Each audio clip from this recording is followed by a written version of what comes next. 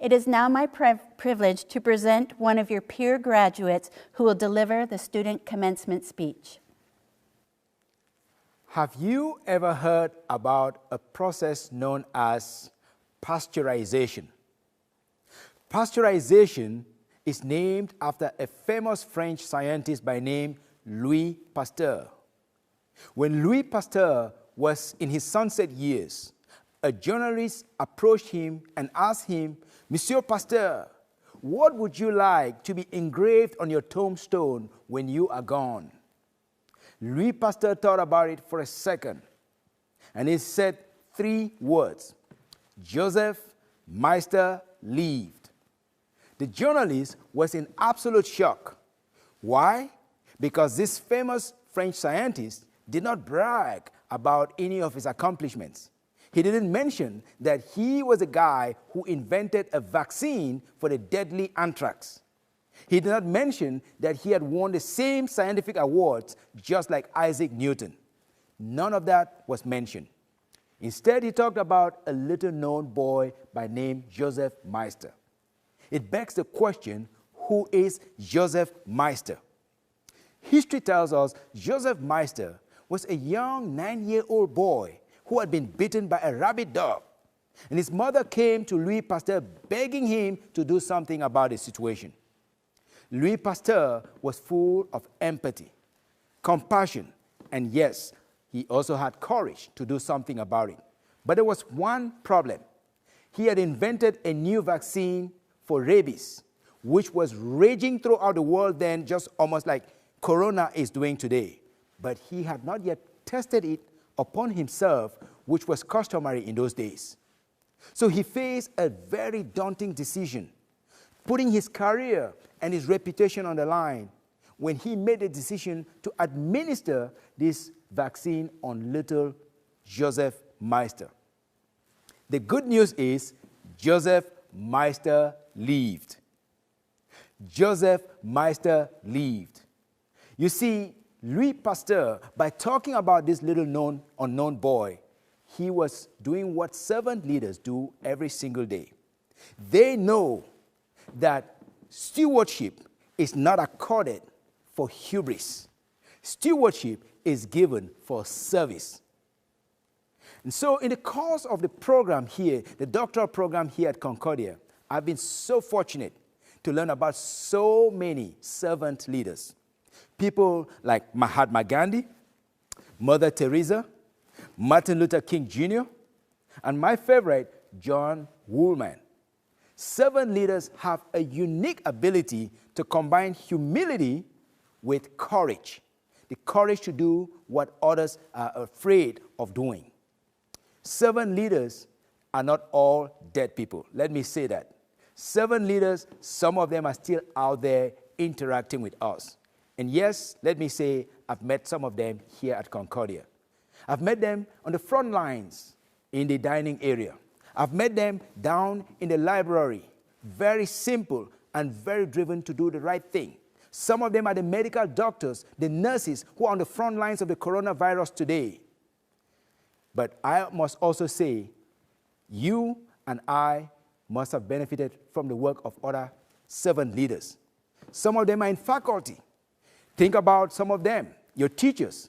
I've met some of them who are not paid very much, but they do incredible work. I've benefited from the work of our faculty chair coordinator, the director of the doctoral program. They go an extra mile to make sure that they serve their students, even when the prospect of tomorrow looks so bleak. Who has encouraged you? Who has touched you? Who has inspired you from Concordia during all these years? I know we now live in a time when the world is besieged by a terrifying virus. Therefore, we need courage to carry on. We live at a time when the unemployment is so desperately high. Therefore, you and I, we need the courage to carry on. We live at a time when some of us graduates would have to move back home to live with our parents. Therefore, we need the courage to carry on. Our beloved institution, Concordia, will be ceasing operation after over 100 years. We need the courage to carry on. I know what you're thinking. Gideon, where do we get this courage? What are you talking about? It's so hard to get courage when you are under the threat of a global pandemic. I understand. Courage, let me say, already resides deep in us. It's not a quality that you can buy from online, from Amazon. I'm sorry. It's not a quality that you can get. It's not a product that you can get from Costco. No. It resides deep in us. But for you to find out, you have to extend a hand of empathy, a hand of fellowship to someone, and your courage would manifest itself. How did I know? You see, growing up in Africa, it was a very interesting and unique challenge.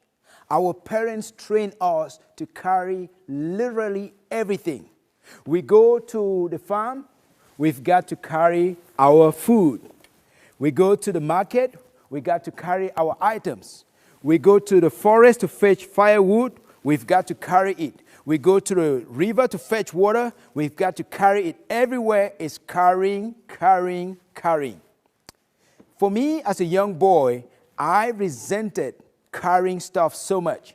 Every now and then, I'll pull a fast one. I will pretend as though the item is about to fall off. You know why? Because then my mom could come to my help. Then my cousin Anna could come to my help. Sometimes even total strangers will come and help me reposition the basket for me, and I'll take a deep breath and maybe they take the items away. Over the years, my mom taught me it is not enough to get help. As I grew up, he said, you have to find a way to help not just friends and family, but total strangers, just like they helped you when you were growing up. Boy, did I resent that. But Mom did not give up. She kept on encouraging us to reach out to older women who are returning from the farm with huge baskets to help them out. After many months of refusing, one day I decided to give it a try with my buddy, Tangwani. We went to the roadside. We saw this old woman. I think she was as old as 100 or more. She was carrying a huge basket. We asked her, Ave, can we help you to carry your basket? The older lady was more than willing to oblige.